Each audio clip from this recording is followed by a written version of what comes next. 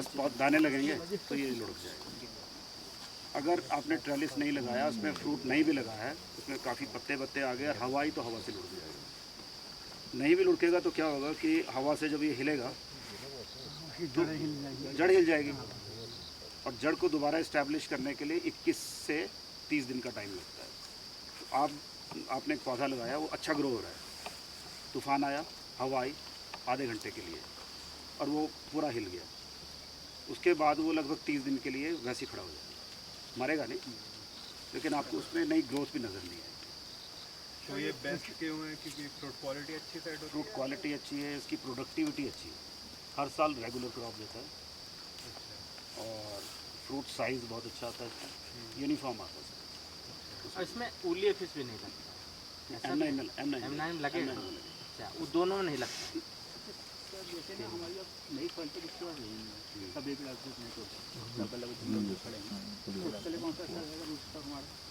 1 lakh stock तो यही बढ़िया है। M9 सर 111 में एक्स्ट्रा वाटर की जरूरत नहीं है? 111 जो है ड्रॉट रेजिस्टेंस बोलते हैं उसको। जो ये हमारे ये है ना पत्ते, ये सांस लेता है यहाँ से, पीछे से सांस ऑक्सीजन यहाँ से, स्टोमाटा पोर्स बोलते हैं इसको। तो जब कभी भी ड्रॉट पड़ता है, आपका सूखा पड़ गया और उसमें पत्ते हैं, तो ये बंद हो जाते हैं, क्लोज हो जाते हैं, ताकि नीचे से जो पानी ऊपर को जा रहा है तो वो उसको रोक देंगे। अगर आपके ज़्यादा बारिश हो जाएंगे तो ये खुल जाते हैं, जो भी पानी आएगा वो ऊपर को इवेपोरेट हो जाएगा। तो अगर ज़्यादा पानी वाली जगह है और ज़्यादा सूखे वाली जगह तो 111 ठीक है। और आप मतलब ज़्यादा केयर भी नहीं करना चाहते, आप इसको अगर पार्ट टाइम काम करना चाहते हैं। सेब का काम जो है वो एक फुल टाइम जॉब है। सेब की जो ऑर्चर्ड है ना, अभी तक क्या होता है कि यहाँ का तो हिमाचल में तो जो फार्मर इसको करता है वो फुल टाइम जॉब करता है, वो ज़्यादा टाइम इसको देता है और दूसरा काम उसका पार्ट टाइम होता है। अगर आपकी दुकान है और बगीचे में काम है तो दुकान बंद कर देगा, बगीचे में पहले काम करेगा। यहाँ जो है अभी आप पहले सारे काम बंद नहीं करेंगे, जब वहाँ से टाइम मिलेगा तब आप, ठीक है। और इसकी जो केयर करनी पड़ती है वो एक बच्चे की तरह करनी पड़ती है। सारे बगीचा तो सारा प्रोडक्टिव तभी बनता है जब आप उसको एक बच्चे की तरह केयर करते हैं। तो ये शुरू से लेकर जब से आपने पौधा किसी नर्सरी से लिया और जब तक आप फ्रूट प्रोडक्शन में उसकी कैनोपी डेवलप करते हैं, तब तक आपको उसको बच्चे की तरह केयर करना है। आपने कहीं लापरवाही करी तो पौधा मर जाएगा। खास तौर पे ये M9 है। नमस्कार। तो आपका पौधा मर जाएगा, इसीलिए नहीं होता। ये प्रोग्राम की समय चलता है, तो गुटी किस समय बांधेंगे? इससे हमारा जो स्टॉक बन जाएगा। गोटे नहीं बांध रहे, सिर्फ इसका तरीका बता देने में। हल्का सा आप चाट मारिए, हल्का सा छील दिया इसको, पूरा दोनों चारों तरफ से नहीं, एक तरफ, एक साइड से आधा लगभग, ताकि सप्लाई फूड सप्लाई हो। इसमें ये लगाए, 1 साल इसको ऐसे बढ़ने दिया, बड़ा हो जाएगा, मेहनत करके उसको वैसे निकालेंगे तो जड़ें टूटेंगी, तो उसको हल्का रखना है। तो जहाँ आपका ये लेटा हुआ है इससे लगभग आपको 6 इंच ऊपर तक मिट्टी डालना है। इसमें ये पौधा आपका रूट लेगा, रूट नहीं आएगी इसमें, हमें इसमें रूट लेनी है, क्योंकि रूट तैयार कर रहे हैं ना इसमें। जो ग्रोथ है वो तो बात की चीज़ है, हमें लेनी है रूट। इसलिए लकड़ी का बुरादा है, क्योंकि लकड़ी के बुरादे में नाइट्रोजन नहीं है। आप जो कोकोपीट है वो बाद में यूज़ कर सकते हैं, आप जब आपने पौधे कहीं लगाने हैं, ये काट के निकाला फिर आप उसको लगा। ये बेसिकली ना ये हमें रूट स्टॉक बनाने की ये प्रोसेस बता रहे हैं, और इसके बाद जब वो पौधा 1 साल मतलब 2 साल प्रोसेस बता रहे हैं आप, तो उसके बाद हम ग्राफ्ट करेंगे अच्छी वैरायटी, जेल गाला है या तो जो जनरली ग्राफ्ट होके पौधा चलता है वो ऐसा है जैसे आप देख रहे हैं। अब इनकी ये देखिए जो ट्रेनिंग ये है, ग्राफ्ट हुआ है पौधा, है ना। अब ये देखिए कितना अच्छा साउंड कंडीशन है। तो इसी तरीके का पौधा हमें बनाना है अपनी नर्सरी में, है ना। जो आप खुद पौधा तैयार करेंगे ना, वो एक तो आपकी तसल्ली बख्श होगा कि आप कलम कौन से लाए, किसके खेत से, किसके पेड़ से निकाली है आपने, और फिर हमें पौधा बनाना है, मतलब जो वैरायटी हमें डेवलप करनी है वो अलग से ये वाला पौधा, मतलब वहाँ नीचे हाँ जैसे या उसी में मीटिंग है। ऐसे लिखा था एक बार 2-3-4 ऐसे जड़ वो उस जड़ को निकलने वाला। शूट निकल रहे हैं, उनमें भी जड़ें आ जाएंगी, ठीक है। उसको बाद में आप मिट्टी हटा के हाँ वो आपकी रूट स्टॉक तैयार होगी। उसको मुझे तैयार नहीं बताओ क्या था। फिर उसको एक साल उसको चलना। दो पौधे बना सकते हो आप उसमें। उसमें कुछ ऐसे ही बर्ड निकल थी ना, मैंने हटा के वो अलग से उसमें बडिंग कर। एक तरीका तो ये बताया मैंने, इसको बोलते हैं स्टोर लेयरिंग, ठीक है। इसको ठीक है।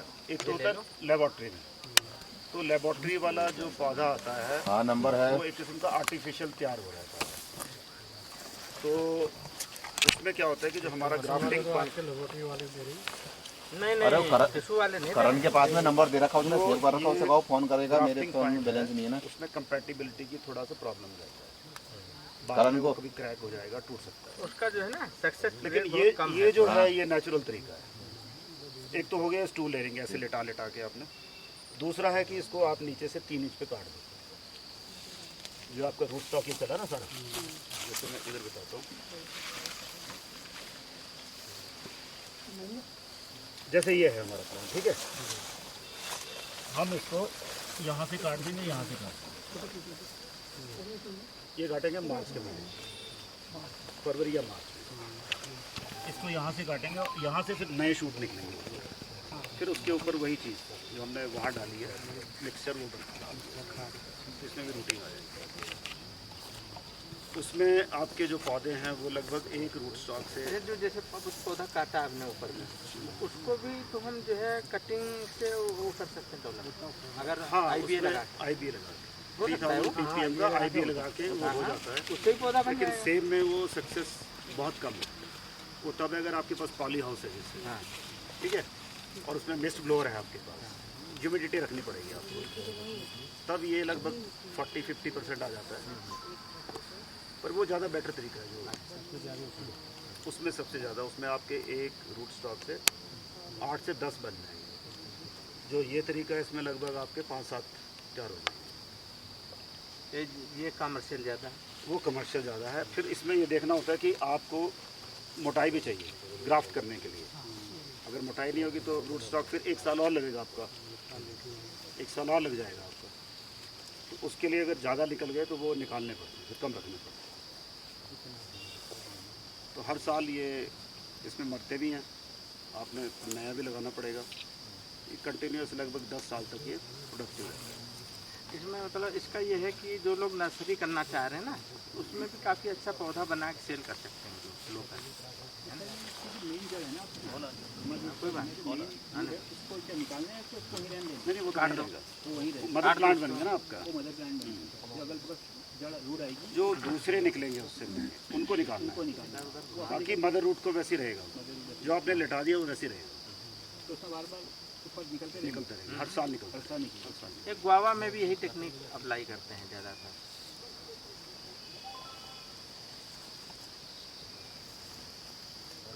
स्टूलिंग इसकी लाइफ क्या है एक पेड़ की रूट स्टॉक की? मदर स्टॉक की रूट स्टॉक, ये डिपेंड करता है आपके ऊपर, आप कैसे हैंडल करते बेसिकली रूट स्टॉक है, मदर ब्लॉक है। अब इससे हम पौधे बनाते रहेंगे, हैं। ये ऑर्चर्ड की तैयार बात करते करें, हैं। ऑर्चर्ड की बात करें तो ऑर्चर्ड में लाइफ डिपेंड करता है आपकी केयर के ऊपर। 5 साल में भी मर सकता है अगर आप केयर नहीं करोगे तो। आपने दूसरे साल क्रॉप ज़्यादा ले ली, ओवर क्रॉप ले लिया, तो तीसरे 4 साल के बाद पौधा मर जाएगा। नहीं, इनका तो कहना है एक कि बैलेंस करके अगर आप चलते हो सारा तो लगभग 20 से 25 साल, वही जानना 20 से 25 शुरुआती सालों में ओवर क्रॉप नहीं लेंगे। बिल्कुल नहीं लेनी है। 1-2 साल तो आपको कैनोपी बनानी है, पेड़ के साइज बनाना है। तो तीसरे साल से आपका जैसे ये वाला पौधा है, ये अगर आप इसमें फल लेना चाहते हैं तो 23 में आप इसको लगाएंगे, 23 और 24 2 साल निकलेंगे, तो 25 में उम्मीद करो कि 25 में कुछ फ्रूट लेंगे। सैंपल लेंगे। आप बताइए, अगर हमें सबसे पहले क्वालिटी का फल लेना है तो कौन सी रूट का काम करेगा?